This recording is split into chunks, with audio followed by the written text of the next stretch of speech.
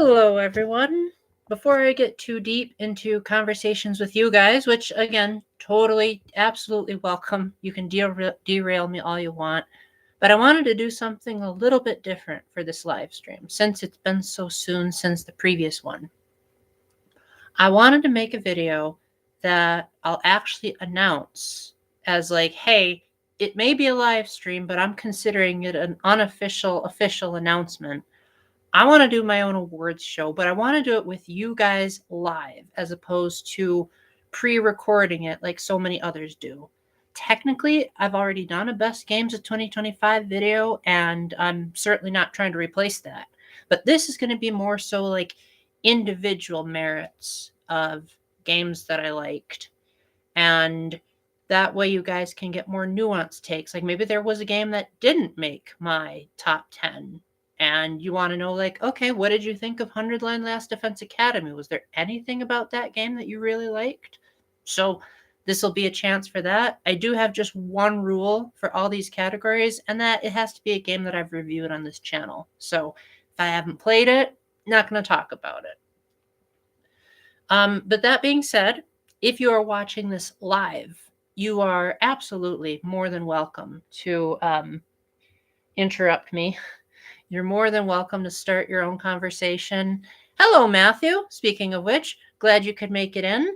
Are there any specific categories for Game Awards that you would like to talk about? Like best character of the year, best soundtrack of the year? I'd love to hear it. Yeah, so as you can see, yeah, my chat can totally derail things if they want to, but otherwise, while I'm waiting for the responses or if there's a lull, talk about some great things of this year. So I guess we'll start out with my favorite character of 2025. Oh, best retro game. Good suggestion, Matthew. All right, I'll do that instead. So for a game that I played on an older system this year for the very first time through the Switch 2, that way we can keep it in the came out in 2025 sphere, I think I might have to go with Super Mario Strikers on that one because I didn't end up finishing Wind Waker on GameCube Online because, oh my gosh, Wind Waker just gets more annoying the farther along I go in life. There's just something about it that seems like it gets worse every time I replay it. Chibi Robo was all right, but then it got like really, really repetitive and it turned into like Animal Crossing if Animal Crossing had really weird characters. But Super Mario Strikers was a lot of fun. It was the debut of Kenny James as the voice of Bowser. He didn't become the consistent voice of Bowser until Super Mario Galaxy, but this was the first one where you heard him instead of Scott Burns, which I thought was a neat touch. And then, of course, Charles Martinet was back, so that was really, really cool. All right, now we'll move on to best character. Unless you guys want to suggest another category, I'm totally cool with going out of order. In fact, I didn't write a script for this. I didn't write any notes. I was about to, but I had just sent my friend a message saying I was going on live, and I didn't want her to think I was backing down on my word. So for my favorite character of the year, I'm really tempted to say someone from 100 Line because that's such a story-driven game. And those characters do get explored pretty deeply. To be honest, there weren't really a whole lot of story-driven games this year, so it's kind of hard to pick from any other game because, like, what are the competition? Donkey Kong Bonanza? Sure, Pauline's okay, but I wouldn't call her a groundbreaking character. But I guess if I had to pick one character that I was just like, thoroughly enjoyed hearing every word this character had to say, might have to go with Karo how do you pronounce it? Karo Akashima in 100 Line Last Defense Academy. She started out kind of annoying, not gonna lie, but then again, this is a Kodaka game. Kazutaro Kodaka, the guy who made Danganronpa. So, what do you expect from his characters? But I just think that once you find out what Karo's deal is, then she becomes so much more interesting. and how she influenced the plot, and like even her existence in and of itself triggers this really cool multiversal plot. I don't want to say too much more in case you want to play it for yourself, but let's just say that the whole like 100 endings type of deal probably wouldn't have happened if it hadn't been for Karo's existence. Plus, my former editor Isabel cosplayed as her, which I thought was cool. Best Switch 2 feature. Ooh, that's a good one. A very good one, Matthew. If I didn't already have that political correctness thing, I would have pinned that comment. Game chat. Hands down, game chat. Like, of all the things Nintendo advertised, where I was like, okay, this is corporate talk. I'm sure they're either exaggerating or there's some kind of fine print here that I'm not seeing. But honestly, game chat is flawless. I really have literally no problems with it. Ty, the One Up guy, and I, we constantly talk on game chat. And it is so good that there was one time that I was talking outside. And I live on a highway, mind you. So you're constantly hearing cars and motorcycles and trucks going by. He could not hear a single one of them. And then I think like there was another time where the laundry machine was going on in the background. He couldn't hear that either. So it does a great job of letting you really hear the other person's voice, and then like you can make it come out of the TV. So I got like my high quality 4K, which you can see right there, out of that TV, the very high quality 4K speakers. And I also love how, just in case you don't have Switch Online and you really want to try game chat, it is currently in a beta period until I think they said March of 2026. And one other thing that Nintendo did not advertise that I thought was really cool about game chat is that I can talk to my friends from Australia like I'm on a cell phone, which for those of you that don't know, if you try to call someone abroad on a cell phone, it's pretty much impossible unless you want to pay like a lot of money. But with game chat, you can do it for free. So if I have a friend from across the world, game chat lets me do it without any extra money. Best Switch 2 game upgrade. Tears of the Kingdom. That's the boring pick. I know it didn't really add too much, and the stuff that it did add was pretty terrible.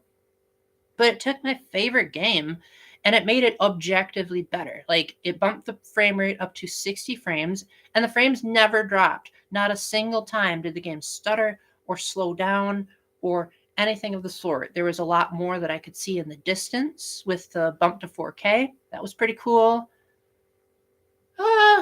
In theory, the Zelda Note stuff was all right. Not that I used it very much, but I could see completionists liking how it can just walk you to the nearest Korok location. And if you have Switch Online, you get it for free, which I think is a neat incentive for people to try Tears of the Kingdom again if maybe they didn't like it before because it ran so choppily. I know that there have been other expansions this year that have technically added more new content, but it didn't make me, how do I word this? It didn't make me want to go out and replay the entire game again. Whereas with Tears of the Kingdom, I went and just completed it again for like the 4th time, and it was a blast. Most Wanted Switch 2 edition. Okay, so now we're getting into a little bit of the future. Ooh, of the games that are announced, I'd have to say Super Mario Bros. Wonder would be my most anticipated Switch 2 edition. I thought Super Mario Bros. Wonder was such a cool concept. Being able to bring the element of surprise and make that into a gameplay mechanic in a series that is historically not very surprising is absolutely genius. And I like how it was like a giant refresh of the entire Mario series. I'm not a big fan of the ripple effect of what Mario Wonder did. Like, you know, a lot of the characters and special effects are a lot more cartoony in Mario Kart World as a result, but I'm super excited to see like if there's going to be more Wonder effects. I heard the Koopalings were going to be in it. If maybe there's more characters, and if there's a single player mode for those multiplayer mini games. I 100%ed the Switch 1 version, and I'm looking forward to possibly 100%ing the Switch 2 edition. Don't know if I'll buy it, but I'm definitely going to rent it. Best game developer. Oh, and again, just in case you guys are watching this offline, so far Matthew has announced just about every category here, and that's why I keep looking over. So I'm sorry if I haven't been shouting you out, but I am reading it. Best game developer. I think I'd probably have to go with Sonic Team, if I'm being brutally honest. The fact that Sonic Team has just been so... No, I stand corrected, actually. I'm going to have to go with Sora Limited, the people that made Kirby Air Riders, because they've gone out of their way to not only make a fantastic game, but they've implemented so many really cool control options and options for people with disabilities. So, say you have motion sickness, they have options for that. Say you only have one hand, you can even play the game with one hand. You can slow down the game if it's too chaotic for you. You can have 99 laps on a single racetrack. Why you'd want to do that, I don't know, but how many games let you do that? Like, wouldn't it be cool if Mario Kart World let you do that? And speaking of which, Kirby Air Riders in general kind of makes Mario Kart World look kind of obsolete. But speaking of Mario Kart World, there is one thing I would like to nominate it for this year, and that's Best Soundtrack. Of the games I've played, again, if you watch the beginning of the live stream, I did say it has to be games I've reviewed. But I would say that Mario Kart World, like, its really good tracks are like the best tracks that I've ever heard this year. But that being said, it does not win my award for Best Song of the Year. You guys probably already know this if you've watched my Best Games of 2025 video. But my favorite song that came out in 2025 is Breaking Through Heart of Gold.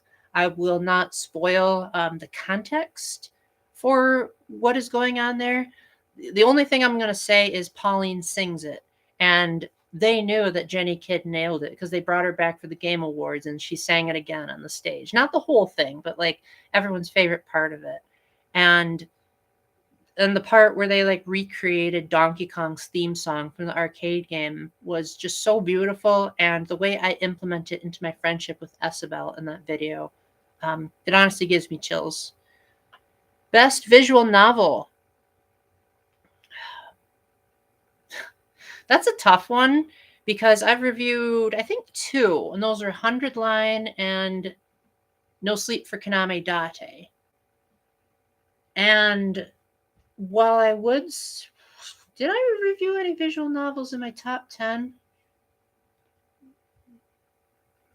I don't think I did, no. Yeah, I'm going to have to go with 100 Line Last Defense Academy there.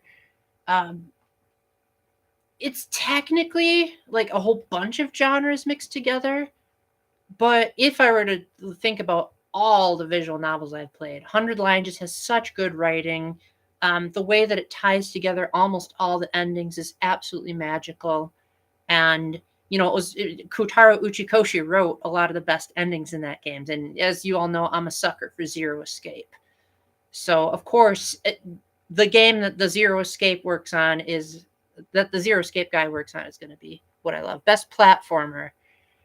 By default, that's going to have to go to Donkey Kong Bonanza because of the best games of 2025 video that I made. That was the highest ranked platformer on that list. So by default, it counts.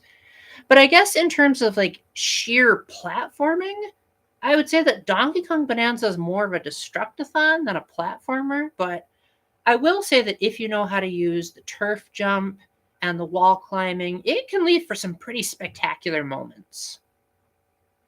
In terms of like a platformer that has a lot more jumping and collecting, that award would go to Yooka-Replay, because that is more of trying to emulate what Banjo-Kazooie tried to do.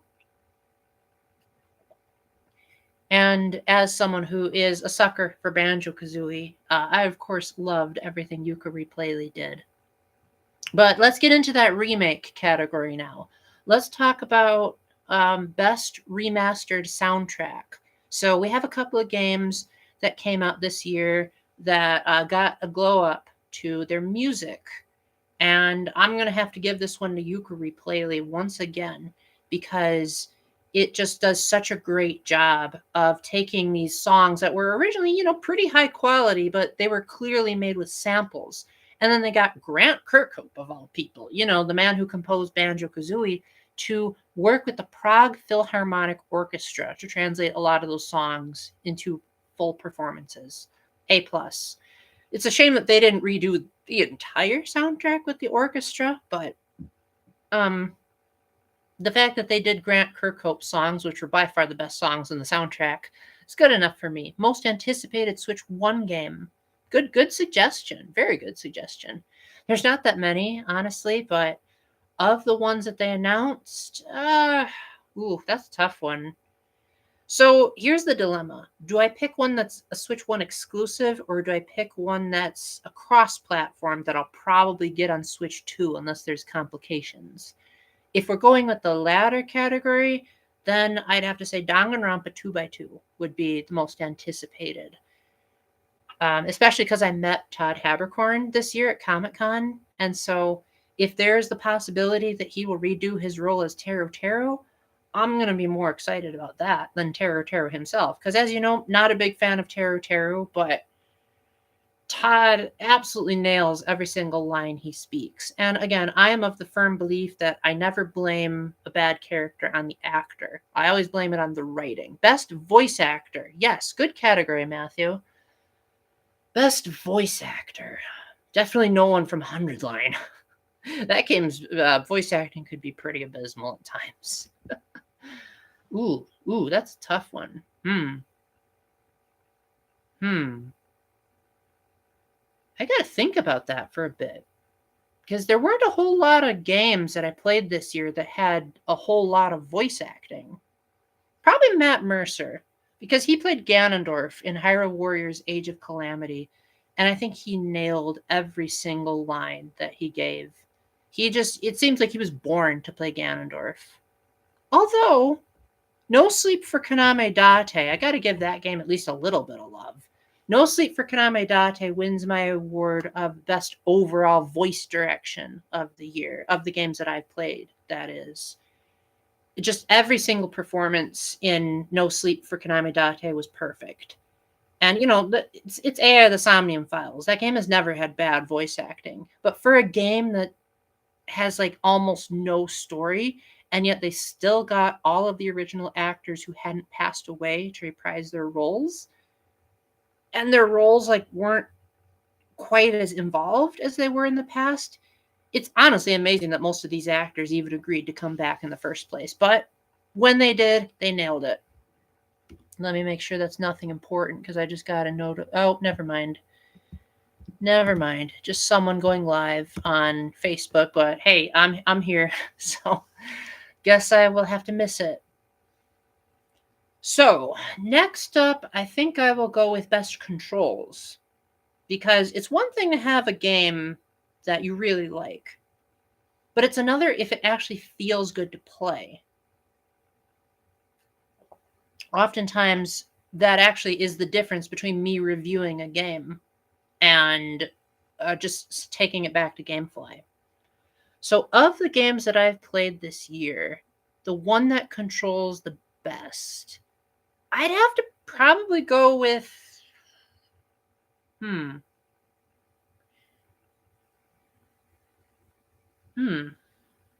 probably Yooka-Laylee, I would say.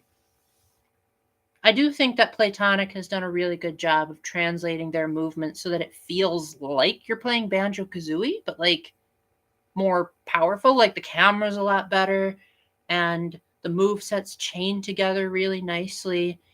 And I know that it only runs at 30 frames on Switch 2, but I didn't notice at all. I kept thinking it was 60 frames because the graphics were so good and the moves changed together so nicely. Sonic Racing Crossworlds would probably be a close second, because if you know how to customize your vehicle, the handling can be so very, very smooth. It's a very customizable game in general. But that reminds me, Sonic Racing Crossworlds is a game that brings together a whole bunch of franchises. So now I want to talk about best fan service, the game that just really celebrates either its own franchise or games outside of itself, like a crossover. Just which game is the most celebratory of the things that it celebrates. And for that, no contest, Donkey Kong Bonanza. that game is just such a love letter to Donkey Kong. It's just like nearly every single Donkey Kong game in the franchise, even the ones that people didn't like, have some kind of representation. And I love it for that. Like, even the DLC. I do not like that DLC in the slightest. I will not be buying it unless it becomes free. But I have to admit, there are some deep cuts in that DLC. Like, I'm pretty sure there's a character based on Xananab from DK Jungle Climber. Like, I never would have expected that to make a comeback. I don't think that character has been seen since he became a trophy in Super Smash Bros. Brawl. And, about darn time. Best gaming YouTuber. Good suggestion, Matthew. I actually already made an entire video about this. It's not me. Definitely not me. My favorite gaming YouTuber is Ty the One Up Guy. And I hope he watches this because well, actually, no, I hope he doesn't because I made a whole section devoted to him in my best memories of 2025 video. But he's just so raw and authentic. Like, you can tell that he puts a lot of passion into every single word he says, and he's not faking it. Like, yes, he dramatizes it, but you can tell that it's like adding to his authenticity and not like being performative for its own sake. Like when he made that skit about Evil Tyler for the new Super Mario Bros. U Deluxe video, even though, yes, it seems overdone, it's just a really great way for him to say, I don't like that game. I just got an email. Let me make sure it's not. Oh, one of my friends just said that she's live streaming, so she won't be able to make it. Oh, well. The timing of these things is unfortunate. So next, let's see. I think I will go with best water. I don't know. I've had an obsession with water ever since I saw Metroid Prime 4, which unfortunately I have not played. So of the best games that I have played, which one has the best water effects? I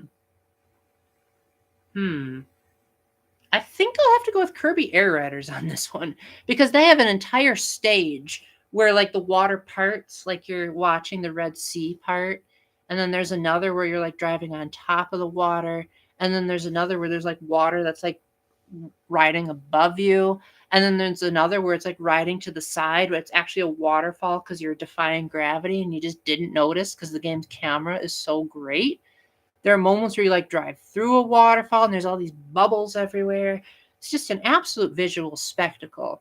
Speaking of visuals, let's move on to best graphics of the year.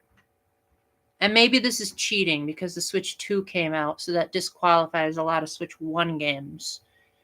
But of all the games that I've reviewed, the one that in my opinion is the best looking game I've reviewed this year, I think I'm also going to have to go with Kirby Air Riders on that one. The cutscenes, if you guys have not seen the cutscenes in that game, like, they are absolutely jaw-dropping. Probably some of the most gorgeous cutscenes I've ever seen. Like, they even make Brawl's cutscenes look bad, and that's saying something, because those cinematics still hold up pretty well.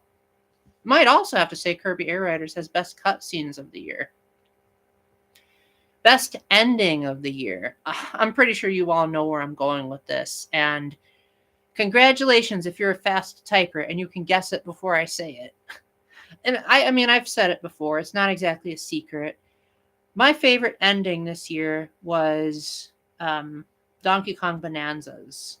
I think it was just so... And I'm not even the biggest Donkey Kong fan. So I'm not coming at this from a bias or like, ooh, because I've played Donkey Kong since I was this age, therefore I'm actually a lot of the stuff that it did was based on games I didn't like. But it was just such a cool spectacle because you're going from one thing after another thinking that it's over, and then it just pulls another trick on you. And it's stupid hard, but it makes it so worth it when you finally get through. And from what I've heard from people that are actual Donkey Kong fans, they loved it even more than I did. And I think like the last Nintendo game that I saw that went that wild with its end game was Twilight Princess. But I probably should have classified that that when I say Donkey Kong Bonanza has the best ending, that doesn't mean it has the best story ending. If I had to pick that, that would be Steady Fundamental timeline from 100 Line Last Defense Academy, which I'm not going to say too much about. But let's just say that 100 Lines developers made a statement saying that they wanted people to make up their own mind for which ending was the true ending and just stop whenever you don't feel like it anymore. But in my opinion, Steady Fundamental is just classic Uchikoshi at his finest.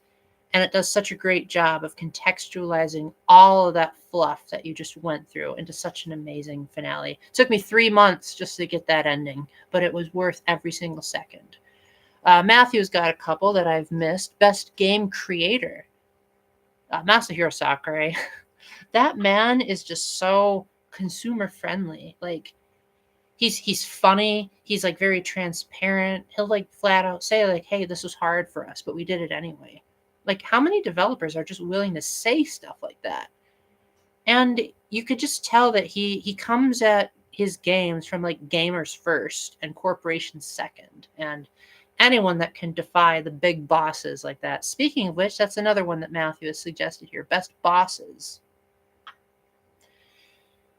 Ooh.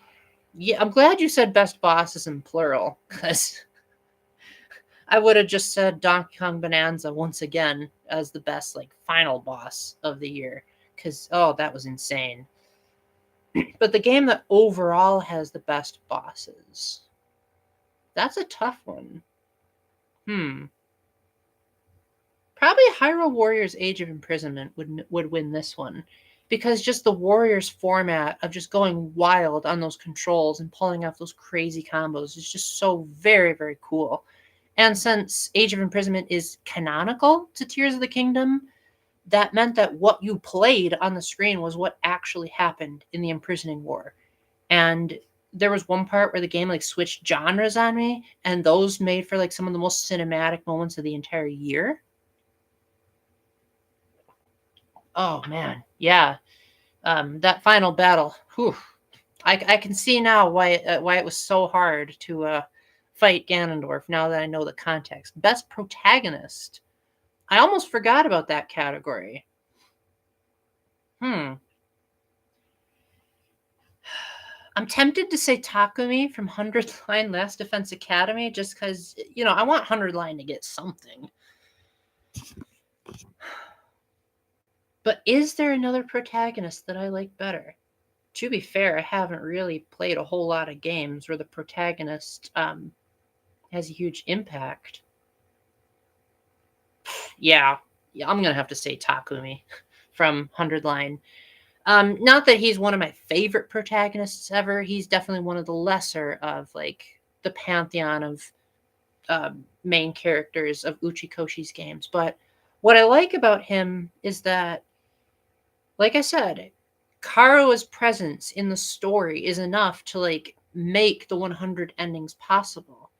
And the lengths that Takumi is willing to go for all of these endings, they make him into like almost like he's several different characters at once while still being the same guy, and believing that like realistically Takumi could make all of these radical different decisions and justify all of them within his personality. And I also just think like some of his reactions in the bad endings are priceless. Best Western game. That's going to spoil my best games of 2025 video if I answer that, so I better not. But as far as my favorite Western studio overall this year, I think I'd have to say Platonic, because, they are very, very transparent with their fans. I don't play a whole lot of Western games, so... Actually, now that I think about it, is that the only Western game that I played this year? Oh, Rift of the Necrodancer. That was one. I think the Galaxy games were made by Nintendo of America. Sonic Team. I don't know if that's Japanese or not. I had to think about that one. How how about best moral messages in a video game? The game that, in my opinion, has the best morals of any game that I've played. That is a tough one. Definitely not 100 Line. It's probably the worst morals of the year, especially if you go with that one ending. I think I might have to go with Donkey Kong Bonanza on that one, just because the friendship that Donkey Kong and Pauline have is so very, very strong. And I love how, they've historically been enemies in the Donkey Kong series, and yet this shows them being friends.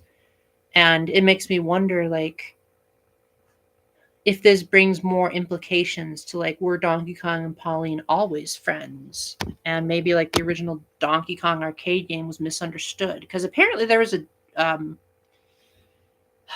interview that Shigeru Miyamoto gave all the way back in the 80s where he said that Donkey Kong was always intended to be more of a mischief maker than an actual, like, crazed villain. And that's why you didn't kill Donkey Kong at the end of the game, but you just outsmarted him. Matthew also says best crossover game. Did I review a crossover game? I guess technically it would be Hyrule Warriors Age of Imprisonment if you're going by the whole, like, Dynasty Warriors versus Zelda angle.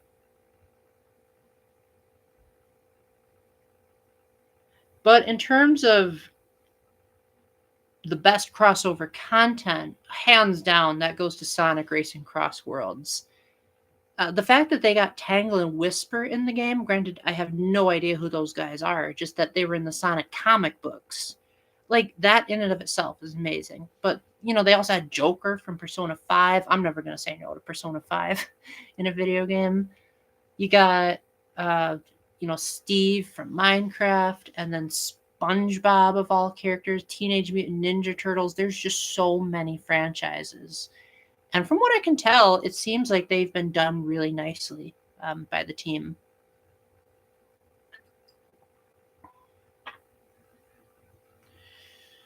Ooh, I am starting to run out of categories here. If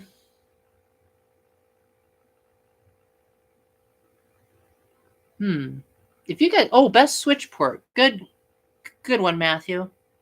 Best Switch port.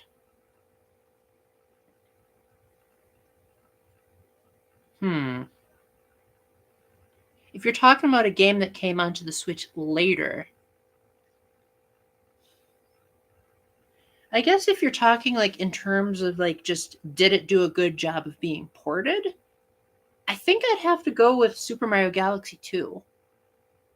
Because it maintains 60 frames per second. It runs at 4K if you have it on the Switch 2. They actually, like, redid all the texture work.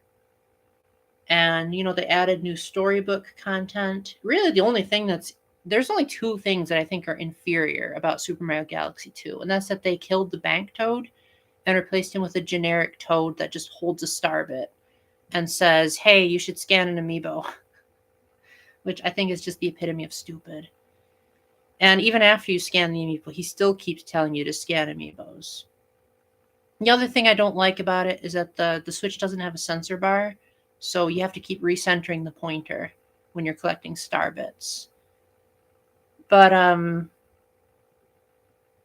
I just think that in a year when the Switch 2 is the newest console, people want to see what it's truly capable of. They don't want to see, like, oh, the Switch 1 could have done that. Show me something that no one else has seen before.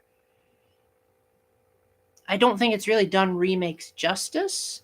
I guess technically you could say the Tears of the Kingdom Switch 2 edition would be a better port. But I consider Breath of the Wild more of a Wii U game, so I'm not going to count that. Best party game.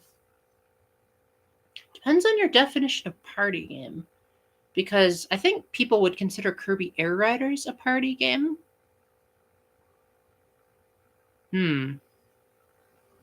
I guess I'd have to readjust that category to best game that I would like to play at a party. I think I'd probably still have to say Kirby Air Riders, because I tried playing Mario Kart World with my sister-in-law, my sister, and my sister's friend, and it was honestly kind of embarrassing because it ran really sluggishly. And I was like, an $80 game can't even handle 4-player split screen co-op.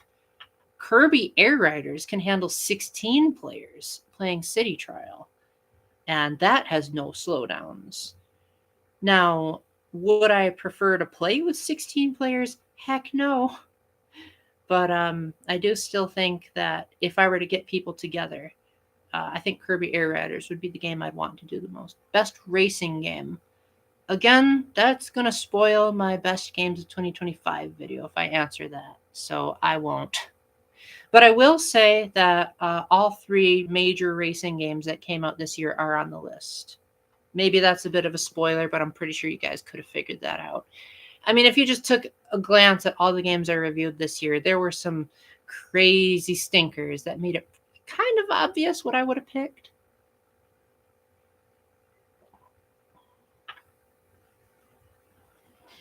Now let's go with best performance of the year, and not voice acting performance. I mean just overall, like which game was the most optimized, which one felt like now this is a Switch 2 game. That I'd also have to give to Kirby Air Riders, because the game just it never crashes, never stutters, and when it like yes, it slows down at times, but it's done for dramatic effect. It doesn't feel like it's the result of the game pushing the hardware too much. And again, 4-player split screen, flawless, 16 players in City Trial, and with all these accessibility options and these graphically stunning courses. Utterly amazing. Best DLC, not Donkey Kong Bonanza, I'll tell you that. Okay. In all seriousness, the best DLC this year, this is going to seem like a cop-out answer, but once again, Tears of the Kingdom Switch 2 edition, because it basically was DLC. I already had the game, and I downloaded the Switch 2 upgrade for free, and I think it made the game objectively very, very good. And I don't ever want to go back to the Switch 1 version now, and I don't have to, because like I said, I own the game and I own the upgrade. So now I'm permanently locked into the 60 frames 4K experience. But as far as best paid DLC, I don't think I bought any DLC this year. No, I did. For Persona 3 Reload. Well, I guess by default that wins, because for Persona 3 Reload you can get outfits for the Phantom Thieves and music from Persona 5, which I thought was really cool. Conceptually, I'd probably say the Sonic Racing DLC, but I'm just not interested in the characters that they're charging money for. Like Joker, they offered for free because Sega published his game. But like SpongeBob and Minecraft and Mega Man, Pac-Man, not a big fan of any of those series, so why spend money on them? Best value. This is the game that you feel like, okay, this is the perfect asking price. Like it doesn't feel overbloated, but it's not like underselling itself. It's the game that just feels like, ooh, you hit the sweet spot of value there. I think I'm going to have to go with Yooka-Replay on this one, because it's only $30 if you get it digitally, which already is an insanely good deal for a year that has, so many expensive games on this. Even the Switch 1 has expensive games. And if you own Yooka-Laylee, the original, then you get a buyer's discount. So I ended up paying, I think, like $7 out of my own money, because I had a combination of a gift card and the buyer's discount and getting it digital. I mean, sure, there might be games out there that are technically cheaper, like Hollow Knight Silksong. I just haven't played it because I am terrible at that kind of game. But yeah, Yukari Play was the game where I just said, that's a steal. I'm going to buy it. I'm not even going to wait for the physical there. Best Switch 2 accessories. I didn't buy any Switch 2 accessories this year. But I guess to make it interesting, the best accessory that I like to use with my Switch 2 would be the Pro Controller that I have for my Switch 1. It still works perfectly fine with the Switch 2. Helps give my Joy-Cons just a little bit more life because I don't have to worry about destroying those control sticks.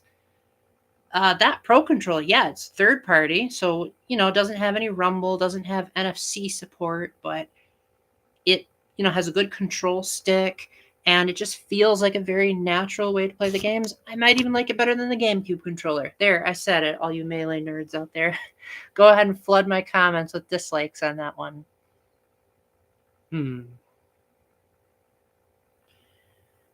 Well, like I said, I think I think I'm running out of categories. So like I said, unless you guys have more, I might just call it here and turn this into just a regular live stream going forward. So unless I think of something else, let's hear from you guys. What are some cool things going on since last time we talked? Any requests for future videos? Try to keep them realistic, though. I do have only so much energy. I don't have too much news on my end since the last time we live streamed, besides that I had, best RPG.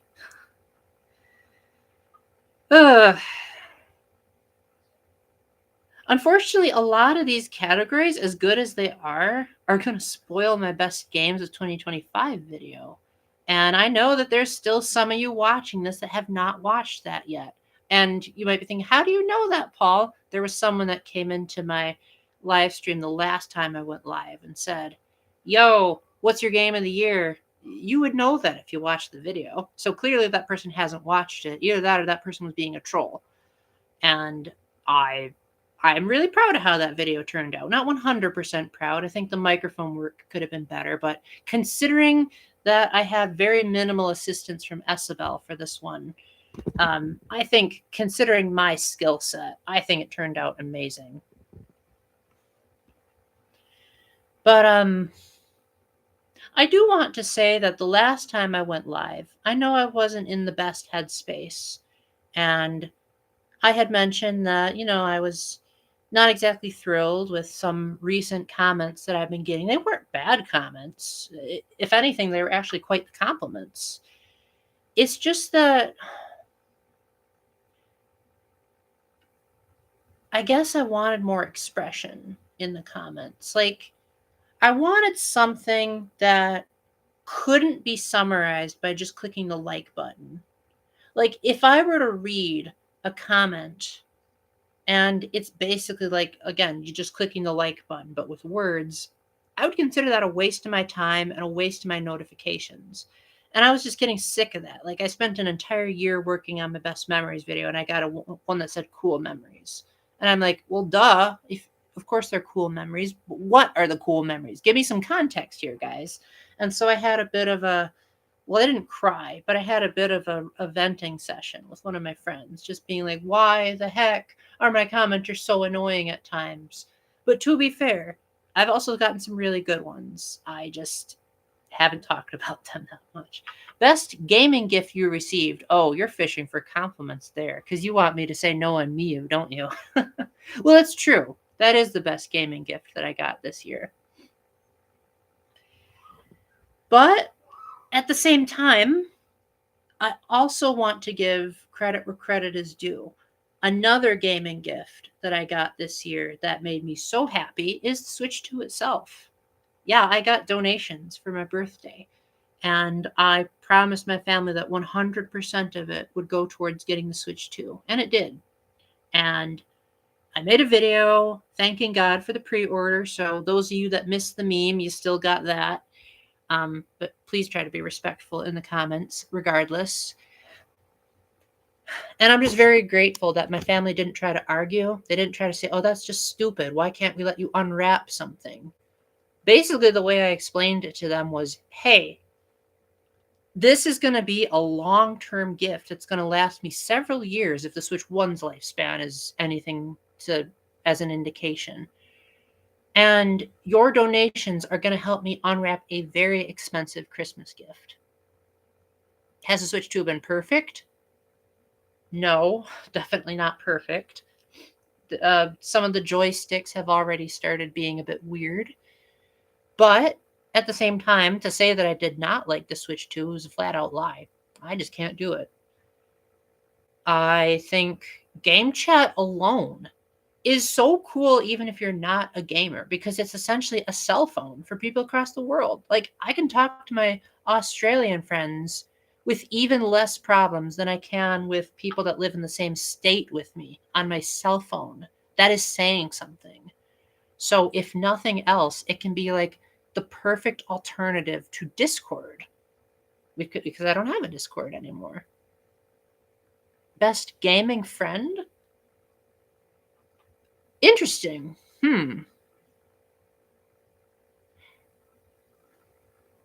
I would say that the character in gaming that represents the best, like, oh, this is such a good friend. Oh, that had to be Pauline, hands down. Like, the chemistry between her and Donkey Kong is just so amazing. And it's clearly not like trying to do a Sonic 06 again. Like, they're very clearly platonic friends. And even if people did try to ship them, she's only 13, guys. Please. Like, save your fantasies away from here. But as it is, I think that those two are just so, so sweet together. And Pauline actually respects your time. When you say, like, hey, I don't want to hear what you have to say, she won't, which is great. Best original game. Sorry to keep saying this, but that's going to spoil my best games of 2025 video. Okay, let me try to be more specific. If you're going to name another category, try not to list a genre, like best fighter, best shooter, best, like, all that stuff. Maybe do stuff that maybe more like any game could be nominated by, even if it isn't my game of the year, like best water effects, best voice acting, something that doesn't give away the position of the games.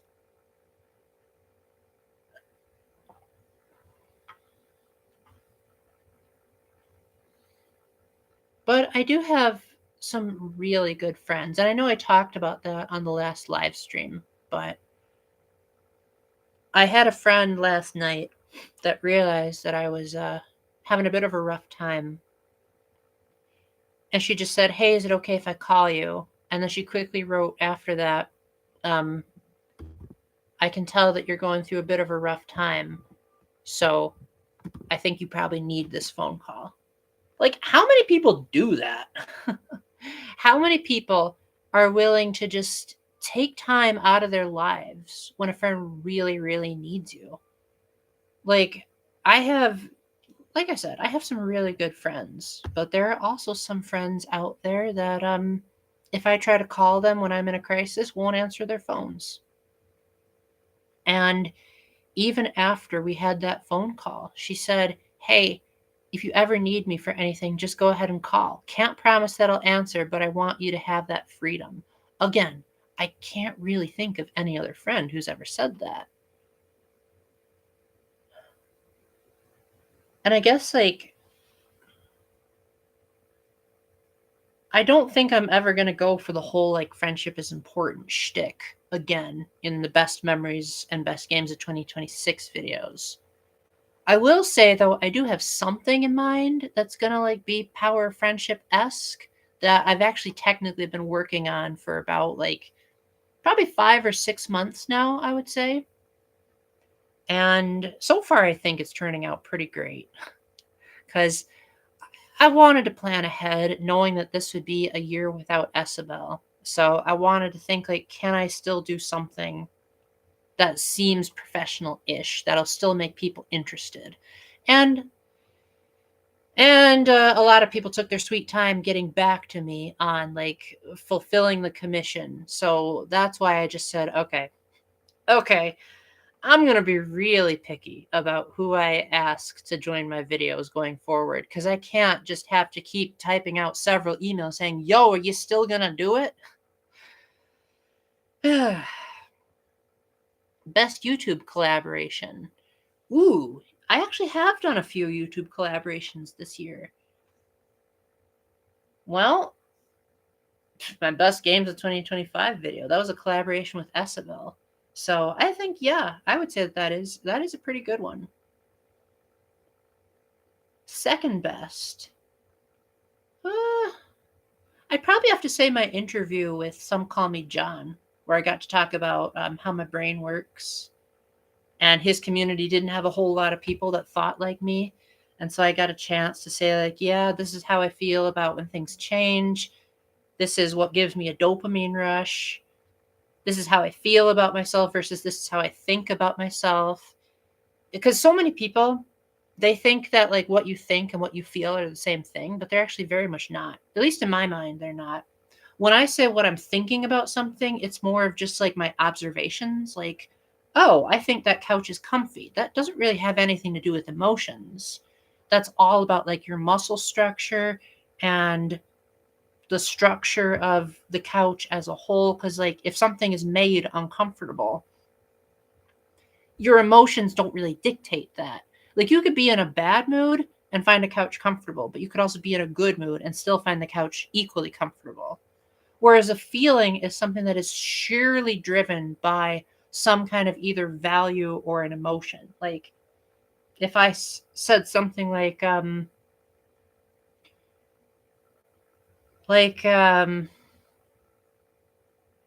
this scene in a video game made me cry. You know, some people don't cry as easily as other people. That's a bit more on the emotional side. So when people ask me, what do you think about yourself? I would probably just quote a bunch of statistics. Like, I'd say I have brown hair that goes down to about my shoulders, maybe a little bit lower if I pull on it. I'm pretty thin and underweight. You know, a lot of objective statistics. But how do I feel about myself? That'd be more into the critical side, where I'd say, like, well, I won't tell you what I feel about myself because my friends tell me I'm too hard on myself. So might as well move on. Best Myers-Briggs videos. Let me pause that just because I want to make sure the people that just showed up don't feel like I'm forgetting about them. So welcome in Paxton Grant and Susie Underwood 4645. Welcome in, guys. Um, Let me read yours real quick, Susie. Hi, Paul. I found your channel via the MBTI interviews you've done with Mercer and others. Oh, very, very nice. Oh, I had so much fun doing that. Thank you. I'm learning the theory. Great to hear about the ISTJs, etc. Oh, I'm so glad that's how you found me. Oh, believe me, that is very refreshing that you said that, because so many people find me through ways that I'm not too thrilled with. So I'm glad that someone found me through something a bit more wholesome and unique.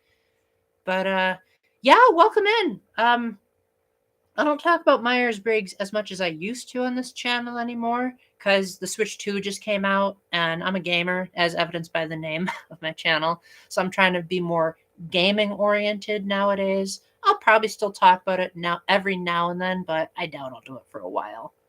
But what type are you, Susie? I don't think I know anything about you. So if there's something else you wanted to talk about yourself, self promo is totally allowed. If you guys have YouTube channels, if you have Instagram reels, you can go ahead and promote them here. I don't mind. And welcome in, Paxton. How are you doing today? How's everyone doing, for that matter? So to answer your question, Matthew, best Myers-Briggs videos on my channel, I don't even remember if I've done any this year. I think I might have to go with the one that I did on Mercer's channel since Susie mentioned it. It was a lot of fun to have someone who's just such an expert on typology to be able to make definitive statements about, like, oh, yep, there's your critic function acting up there. Yep, there's your there's your inferior. It was so refreshing because I've been mistyped as every single type except for ISTP and ENTP are the only two types people have never mistaken me as. Still searching for your best fit type. Personality hacker has you as an INTJ. Okay, so the thing about INTJs is that I kind of find them a bit insufferable. And I know that's probably a bad way to start out, but they are the types that are goal oriented, but they're like ends justifies the means goal oriented. So like whereas say the INFJs are also very goal oriented, they're going to do things in ethical way, whereas INTJs are going to say, well, if something needs to be done, then we just got to do it. And that might involve hurting people. It might involve not noticing that you're hurting people. But at the same time, what I like about INTJs is that they secretly have like, well, that's what I'm explaining, Paxton. It's short for introverted, which means they're more self centered, not selfish, but like they're going to think about their own internal thoughts before they engage with the world. Intuitive means they're going to focus on that which is abstract, which the definition of abstract is anything that you can't pick up with the five senses. So if you're a sensing type, you're going to go with what can you smell, see, hear, taste, and touch. And if anything doesn't fall into those five categories, then you're considered an intuitive. So if you're thinking about your emotions, that's abstract. If you're thinking about what's to come, because the future hasn't happened yet, that's also abstract. So the N types are all going to be thinking about that stuff. T means thinker over feeling, which means they're going to think about what is logical over what is more like their personal feelings or others' feelings. And then J is short for judging. And I know when people think of the word judging, they're thinking like, oh, you're an evil, terrible person and I hate you. That's not what it means in Myers-Briggs. The J means you just prefer structure over spontaneity.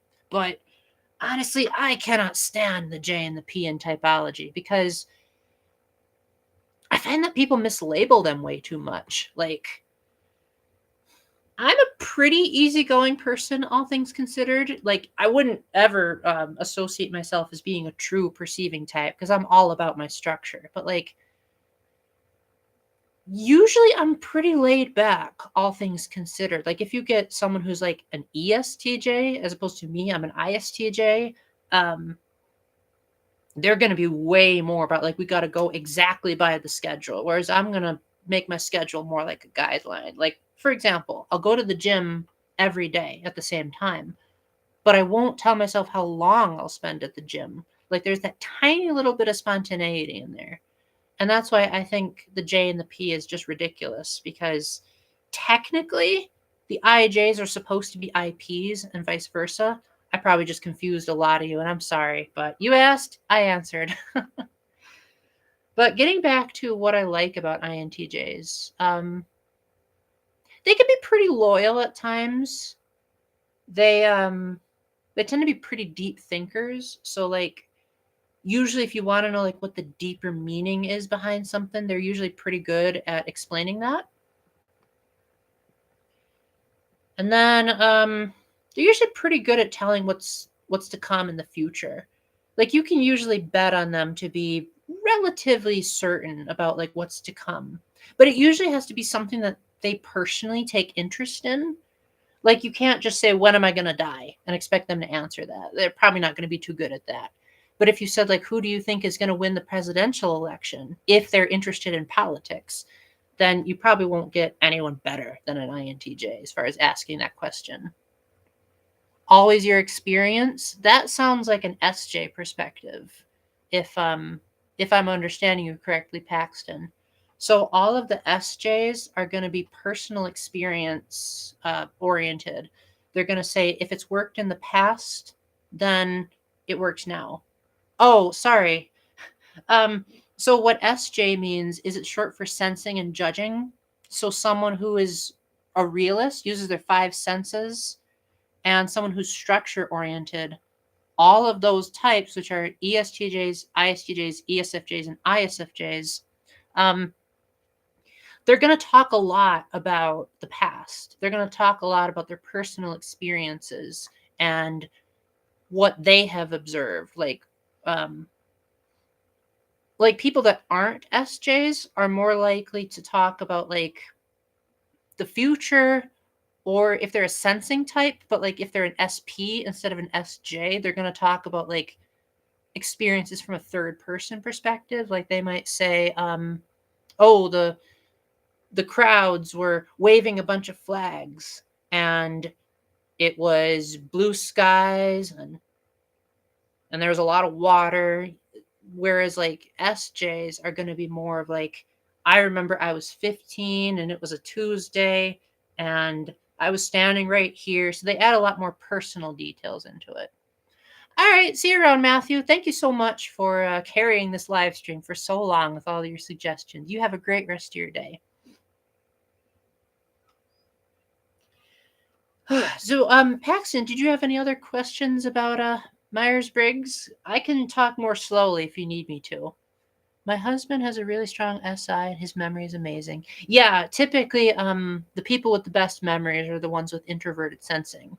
So that would be the ISTJs and the ISFJs are the ones that like people often claim that we have a photographic memory, and maybe we kind of do, but at the same time, the older I get, the more I realize that I do forget stuff every now and then. But I would say that my long-term memory is way better than my short-term memory. Probably because I'm not an SP type, I'm an SJ. So I'm going to think more about the past than I am about the present or the future. So like you ask me like what was your mission trip like? And I'll be like, well, let me tell you what day of the week it was, and let me tell you what year it was, and the color of some of the shirts that I was wearing, and what the air conditioning felt like. I'll remember all that. But sometimes I'll forget what I'm saying mid-sentence. And I think that's a result of me trying not to be too dominated by that preference. Because if you don't know Paxton, every type has four, they're called cognitive functions, which basically means preferences for like the first thing their brain goes towards. So like there are 8 personality types that have introverted sensing, but of those 8 types, they have them in like different positions. So like if you have extra introverted sensing as a 4th priority, you're going to be more fearful of the past and routine. Whereas if you're like me, where that's like all you think about, then you're going to be like romanticizing the past. And like you get misty eyed when you think about a good experience. And might even look like I'm daydreaming when I'm thinking about the past. Whereas like you get something like an ENFP where they have like introverted sensing as their inferior. They're going to be like, what did I have for breakfast? Who cares? I'm too busy having fun. Or they might say like, oh, don't make me repeat the past. I want to innovate. I want to try new things. They're going to be more, you said you're an ENFP, Paxton? Oh, okay. Well, assuming I understood you correctly, ENFPs tend to be very imaginative people. They love thinking about what ifs. They love entertaining what could happen. Like, ooh, this is a possibility. This is, this could happen. And they're also very, I call them emotion vomiters because they tend to not be very shy about expressing however they're feeling. They're very authentic, true to themselves, don't do stuff that's against their values. They can be really hard workers if they put their minds to it, but usually they have to like convince themselves to do it. But like when they do convince themselves, they can be pretty darn efficient. And then again, their introverted sensing is pretty weak, but once they like actually get good at it, they can actually like remember moments of your past. Like they can say, I remember when we had this hangout, and like they can like help my memory get better because their memory can be almost as good as mine if they again put in the work. How do I experience NE? That's an abbreviation for extroverted intuition. It mainly comes out in my humor. Like I try to make unique jokes for every Oh, thank you. Thank you, Paxton. Yeah, I've been told that I'm really good at typing people. But yeah, for me, extroverted intuition's not too great. So I definitely get very rattled by things that are too new or unique. But it's mainly just if it disrupts my routine. As I've gotten older, I've gotten to the point where I I like novelty when it comes to how do I word this? Like if I'm greeting someone, I don't want to just say hello. That's so boring. I want to greet someone in a unique way. Like I might want to say like, "Wow, the universe has dropped me in front of your feet." Or like, "Yo, your friendly neighborhood Paul has dropped in." Like try to find some kind of fun way to spice things up a bit. And that's why, like, I have the political correctness warning at the top. When I first started live streaming, it used to just say, "Hey, this is not a politically correct stream. Be warned." But now I try to have some kind of joke behind it. Like right now, it says, "If you are looking for political correctness in this zone, your GPS has lied to you." So I try to make people laugh with my extroverted intuition. But if you were to ask me, like maybe skip going to the gym this week, I would be very, very angry at you. Um, Whereas like an ENFP, they use extroverted intuition. Um, they use extroverted intuition in a more romanticizing way. So with them, they'd say, "Ooh, I don't have to go to the gym this week. I can be free to do whatever the heck I want. So I'm really excited to try out this possibility and this possibility and this possibility." Whereas like if you were to ask them like, "Hey, I want you to eat the same food every single day," they'd be like, "Oh no, can't I have some variety?" Whereas if you ask me to eat the same food every day, I'll be like, "Oh heck yeah," especially if it contributes to my health. Oh, thank you guys. I appreciate you appreciating my humor. That's great. So, Susie, you mentioned that you only think you're an INTJ, that you're still learning the theory. What were some of the things that the tests told you? Because maybe I can debunk a lot of those. Because I think like always go to gym if you have the opportunity. I try to go twice a week because I asked the managers like what would be considered healthy for my current goals, and they said like, yeah, at your point in life and at your weight and what you're hoping for, you're probably good to just do 2 days a week. And so I have like this relatively strict routine that I go by, where like every single week I do this much time on cardio and this much time on the dead hang. And as I've gotten older, I've learned to like mix it up a little bit. Like, if someone interrupts my routine to talk, I'll be like, well, the part of me that wants to do justice, like really wants to make sure that I am making the people around me happy. So,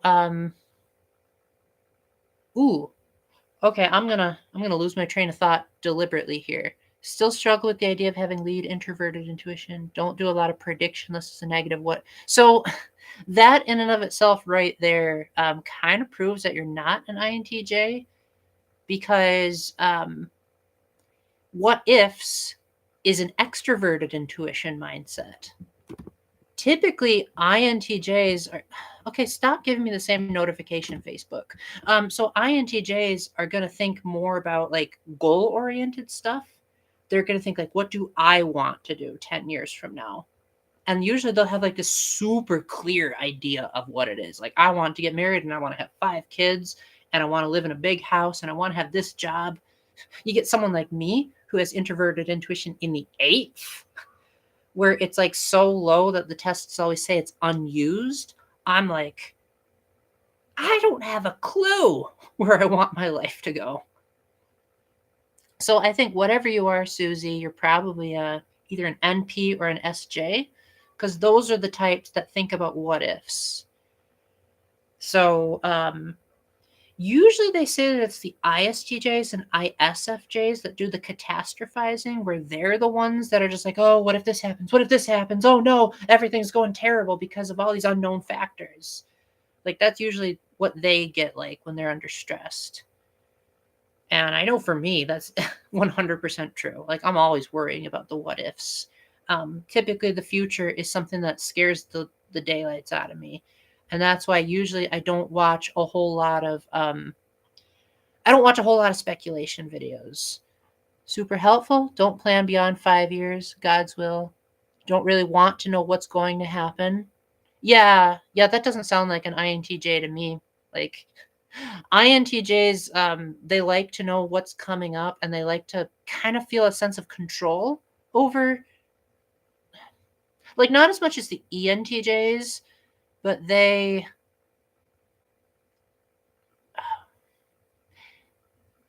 chart the course type, so they're going to want to think about the process of getting to the future, but their process of getting to the future is way better than mine. Caleb, hello. Oh, are you saying that's your name? Well, either way, welcome in, Ashen Wolf or Caleb, whatever your name is.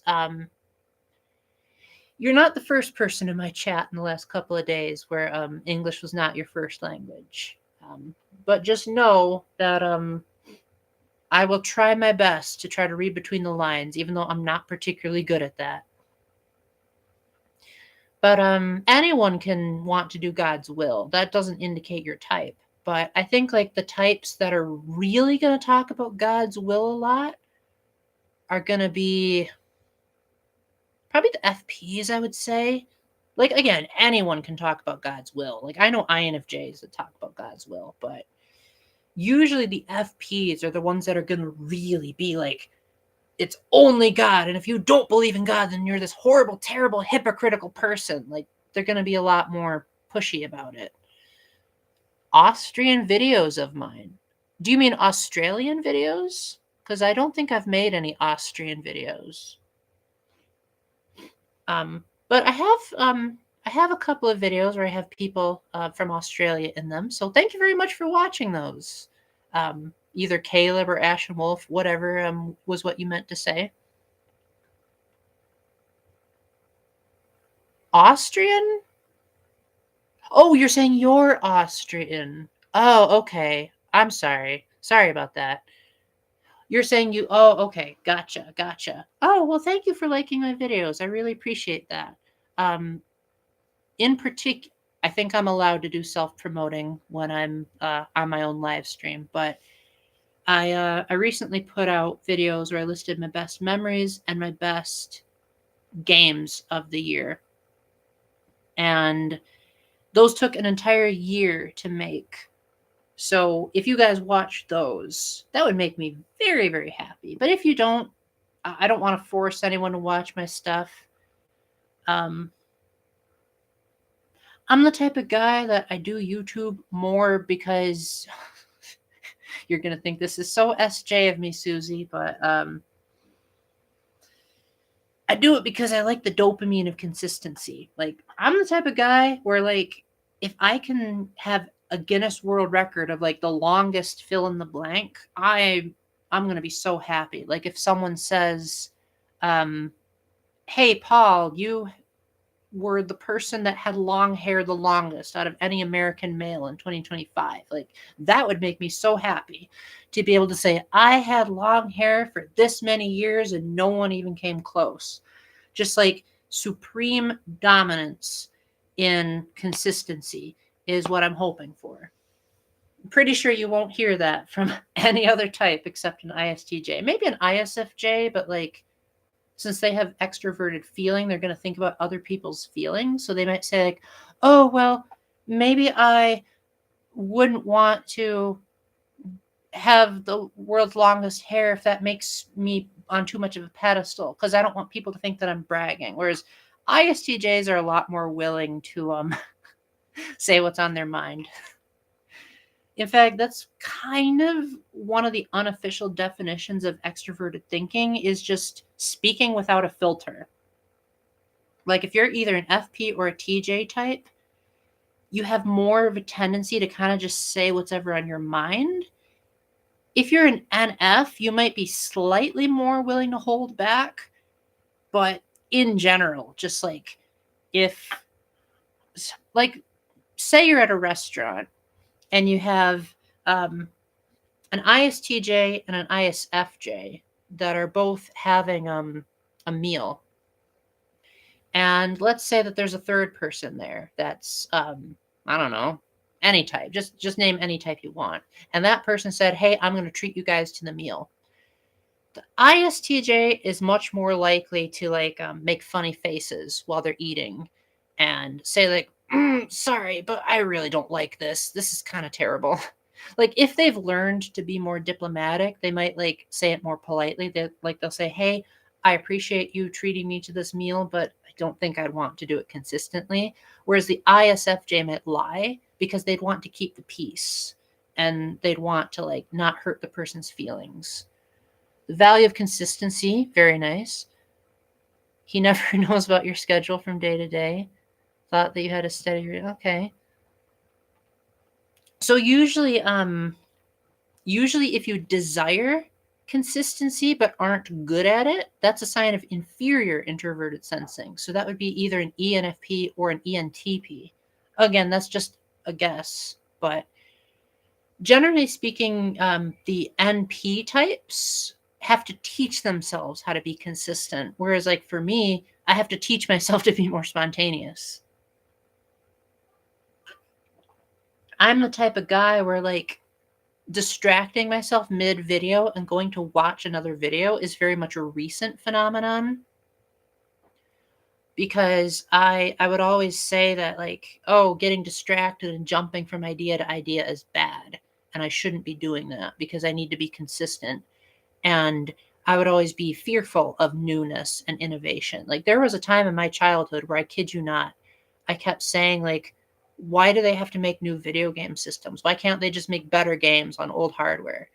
And I think it wasn't until I was like a teenager or maybe even after that where I finally started saying, okay, maybe there's some value in like a boost in hardware, or like I guess it would be cool if games started embracing newer techniques. So like if games start running in better frame rates, but it took me a long time to get to that point. Whereas I think an ENFP would get to that day one, and they would have to be the ones that said like, it wasn't until I was in my 20s that I finally started waking up at the same time every day, and it wasn't until my 20s that I finally started keeping a journal of my favorite memories, stuff like that.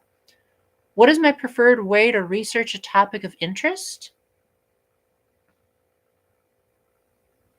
Ask people questions.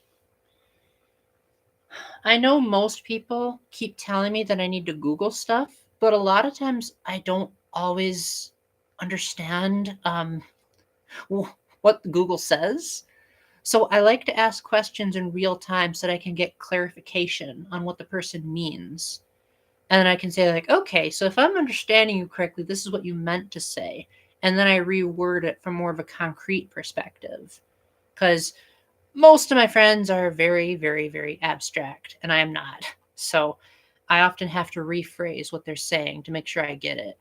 Welcome in, PC Souls. Sorry about that. Welcome in. Glad you're here. How's your day going? But yeah, something that you're going to notice about the TJ and FP types, especially the TJs, is that they tend to base their logic off of other people more than they do themselves. Like, if you were to ask, say you had an ISTJ and an INTP in the same room, INTPs use introverted thinking, ISTJs use extroverted. The ISTJ, or you ask both of them, why do you think the world is round? The ISTJ is just going to say, well, astronauts have gone into space and they've taken pictures of the Earth and it's clearly round because you just look at the evidence. The INTP is probably going to think about the principle behind the premise and say like, wait a minute. I believe that the Earth is round because if it were flat, then I don't think this structure would have been able to support the Earth or something along those lines. Okay, I think someone's having a conversation here. Someone's named Alec. All right, I think you guys are talking to each other. That's totally cool. I know that that's the thing about my live streams is I have so many different kinds of people, and I've had some live streams where I'll have one person asking me one question, and then I'll have someone else asking me another question, and they'll like keep switching topics the whole time. Like I'll be talking about God with one person, and then another person will come in and say, "What did you think about this video game?" And then as I'll be talking about that video game, then someone will come in and ask me another question about God. And so I've since learned, like, I do not have a very focused audience, and I'm totally cool about that.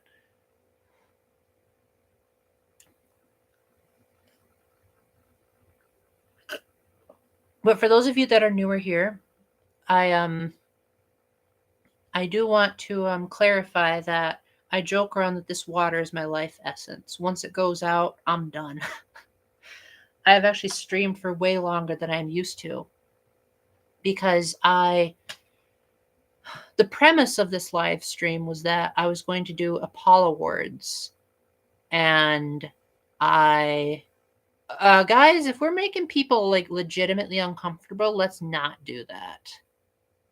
If you're just joking around, that's totally cool. But like if someone is genuinely saying like, "Hey, you're making me angry," I'm going to have to start deleting messages. So please try to be respectful of one another. And if you don't know how to be respectful for one another, just look up common etiquette on streams. What was I saying? I forgot where I was going with that. But yeah. I'm around people that tend to be easily distracted, and that's helped me be more easily distracted. And generally speaking, you can tell that someone's either an NP or an SJ if they are able to jump from one thing to another with relative ease. Like if you are a true NJ or SP type, especially the INTJs and the INFJs, you just will not let anything distract you. You're the type of person that, like, if you're writing a book, you'll just like completely tune out everything around you and just really focus on that book. When I'm writing a book, I'm going to be listening to music while I'm writing the book, and I'm going to be like thinking about other things in my day that might like contribute to the book's awesomeness. Or I might say like, I'm getting tired. It's time for me to take a nap. And so then I'll like stop focusing on the book. And like you get something like an ENFP or an ENTP, and they're like the most easily distracted of all the types. They're the types that, oh, hold on a sec. What about it? Can you hear me even from over here? Oh. All right, I'll just wrap it up because I don't think I can do that. All right, guys. Sorry, but I gotta go. I live with other people in the house, and my voice is carrying, unfortunately, which I didn't think it did. So, thanks a bunch for Thanks a bunch for stopping by, everyone. I hope you have a great rest of your day. Thank you very much for all of your contributions, and I hope you have a great rest of your day. So, until the next time, remember to keep the faith, stay epic, and God bless. Bye. Thank you. You too, Susie.